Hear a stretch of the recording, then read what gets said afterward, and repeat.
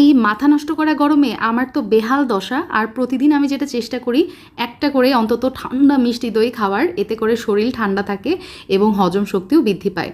আর এই জন্য আমি বেশি করে একদম দই বানাই রাখি মাত্র 2 ঘন্টায়।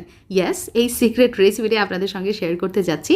1 লিটার দুধ জাল করে হাফ কাপ চিনির ক্যারামেলের মধ্যে দিয়ে দিলাম, তার সাথে গুঁড়া দুধ ব্যবহার করছি এবং আরও আমি 4 টেবিল চামচ মতো চিনি ব্যবহার করেছি। 5 মিনিটের মতো জাল করে নিব, ব্যাস হয়ে গেছে। চুলা থেকে নামিয়ে এই দুধের মিশ্রণটা একদম কুসুম গরম করে নিয়েছি, মানে হাত দিয়ে সহ্য করা যাচ্ছে এরকম।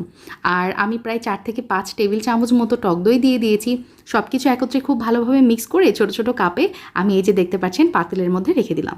এখন এই পাতিলটা সূর্যের একদম টান টান রোদে আমি 2 ঘন্টা পর্যন্ত রেখে দিব একটা টাওয়াল দিয়ে। 2 ঘন্টা পরেই আলহামদুলিল্লাহ দেখতে পাচ্ছেন ম্যাজিক, আমার দইগুলা সুন্দরভাবে জমে গেছে। নর্মাল ফ্রিজে রেখেছিলাম ঠান্ডা করার জন্য। So here you go my easiest way to make mishti doi ready to serve.